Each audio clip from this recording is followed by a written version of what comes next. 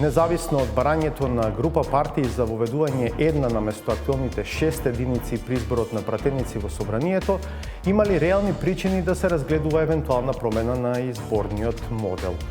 Доколку анализираме примената на актуелниот пропорционалниот изборен модел со 6 изборни единици, ќе можеме да видиме дека има обезбедена представеност, но не целосна во согласност со, еве така да се изразиме, нели, процентите на населението врз основа на неговата етничка, политичка и полова припадност. Да речеме, во шеска можеби се потребни помал број гласови за да се стане пратеник, отколку да речеме во тројка или во четворка.